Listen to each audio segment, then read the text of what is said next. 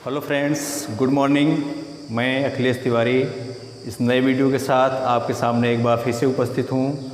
आज हम इस वीडियो के माध्यम से पढ़ेंगे लिंग। हमने पिछले वीडियोज़ में देखे कि संज्ञा क्या है, सर्वनाम क्या है, हमने वर्णमाला पढ़ा। उसी क्रम में आज का हमारा चैप्टर है लिंग। लिंग क्या होता है?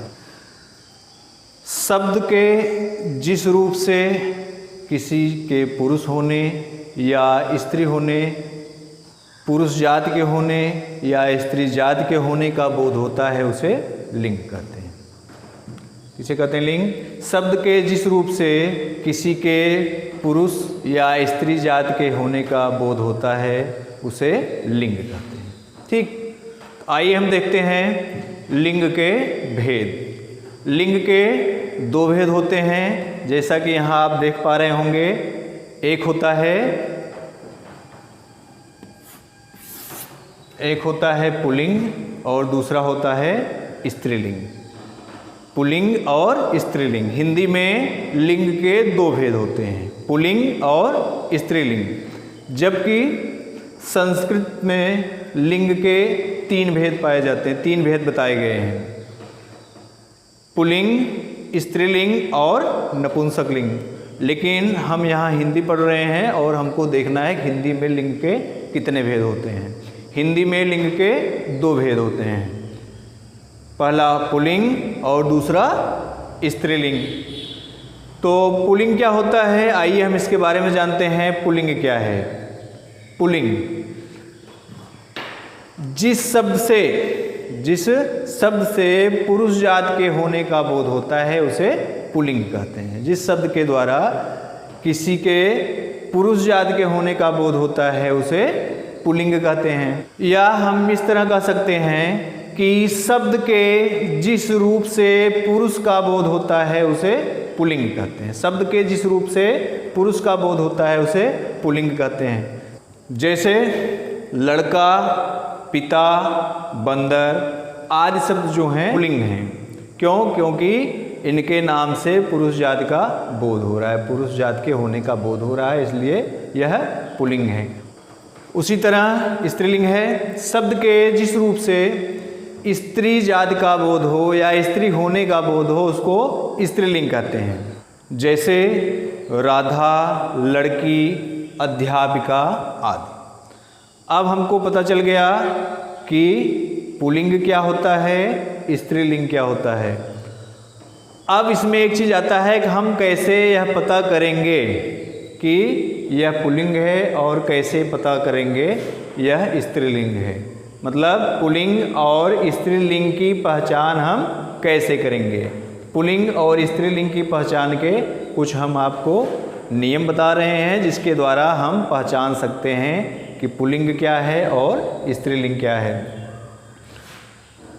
तो आइए देखते हैं पुल्लिंग की पहचान के नियम। पुल्लिंग की पहचान के नियम। पहला है देश। कोई भी देश हो, सभी देशों का नाम पुल्लिंग में होता है। सभी देशों का नाम पुल्लिंग में होता है, कुछ अपवादों को छोड़कर। जैसे श्रीलंका एक देश है जो कि स्त्रीलिंग है। श्रीलंका स्त्रीलिंग है, बाकी सभी देशों के नाम पुल्लिंग में होते हैं। ठीक। पर्वत, जितने पर्वत हैं सभी पर्वतों के नाम पुल्लिंग में होते हैं। चाहे हिमालय पर्वत हो, चाहे विंध्याचल पर्वत, कोई भी XYZ पर्वत हो, सब पुल्लिंग होते हैं। समुद्र, जितने समुद्र होते हैं, हिंद महासागर, प्रशांत महासागर, अरब सागर, कोई भी हो, कोई भी समुद्र हो, सभी जो हैं पुल्लिंग होते हैं। अनाज, हमारे खाद्यान्न अनाज जो होते हैं उनके नाम भी प्रायः पुल्लिंग होते हैं। जैसे उड़द, गेहूँ, चना, बाजरा आदि, यह सब पुल्लिंग होते हैं। उसके बाद धातु, जितनी धातुएं हैं, धातुएं मतलब सोना वगैरह, यह पुल्लिंग होते हैं। लेकिन चांदी जो है वह स्त्रीलिंग में आता है। चांदी धातु स्त्रीलिंग होती है। उसी तरह ग्रह, सभी ग्रहों के नाम पुल्लिंग होते हैं। और मास सभी महीनों के नाम पुल्लिंग होते हैं। द्रव जितने द्रव होते हैं सब पुल्लिंग होते हैं, जितने द्रव होते हैं सब पुल्लिंग होते हैं। और इसके अलावा शरीर के हमारे जितने अंग होते हैं, शरीर के लगभग सभी अंगों के नाम पुल्लिंग में होते हैं। अब आइए देखते हैं स्त्रीलिंग की पहचान के कुछ नियम। स्त्रीलिंग की पहचान के कुछ नियम हम कैसे पहचानेंगे स्त्रीलिंग क्या है। पहले स्त्रीलिंग की हम परिभाषा देखते हैं। शब्द के जिस रूप से स्त्री होने का बोध हो उसको स्त्रीलिंग कहते हैं। तो स्त्रीलिंग हम कैसे पहचानेंगे, कौन सा शब्द स्त्रीलिंग है। तो आइए हम देखते हैं कि स्त्रीलिंग की पहचान के क्या नियम हैं।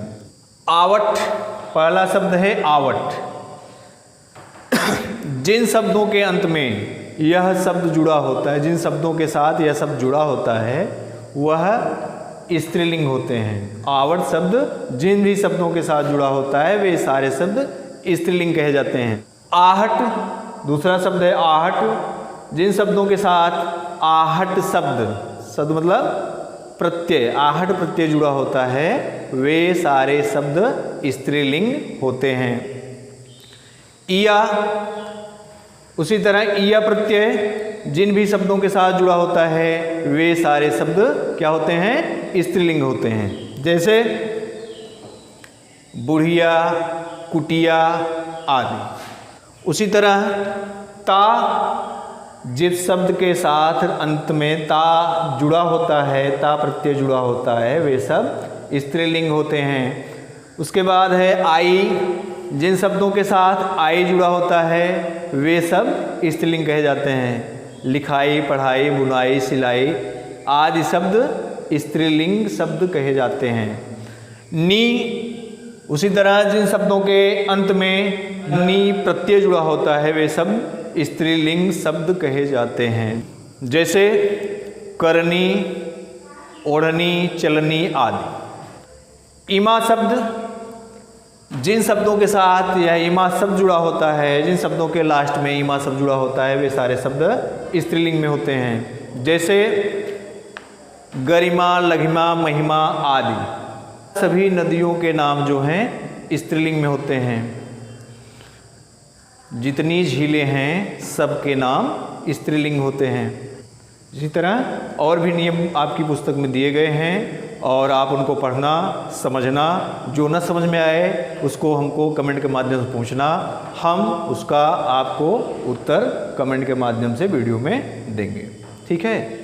इस चैप्टर में ज़्यादा कुछ नहीं है, केवल हमको इतना समझना था कि लिंग किसे कहते हैं, लिंग कितने प्रकार के होते हैं। तो हमने सीखा यहाँ पे लिंग किसे कहते हैं, जिससे पुरुष या स्त्री के होने का या स्त्री के जात के होने का बोध हो उसे लिंग कहते हैं। जिस शब्द के द्वारा पुरुष या स्त्री जात का बोध होता है उसे लिंग कहते हैं। ठीक। अब हमको पता चला लिंग के दो भेद होते हैं, पुल्लिंग, स्त्रीलिंग। जिस शब्द के द्वारा पुरुष जात का बोध हो उसको पुल्लिंग कहेंगे, जिस शब्द के द्वारा स्त्री जात का बोध हो उसको स्त्रीलिंग कहेंगे। कुछ इम्पॉर्टेंट जो पहचान के इसके नियम थे, कैसे हम पहचानेंगे पुल्लिंग क्या है और स्त्रीलिंग क्या है, जो इम्पॉर्टेंट थे हमने आपको वीडियो के माध्यम से बता दिया है। बाकी आप बचे हुए शेष पाठ को बुक से पढ़ लीजिएगा।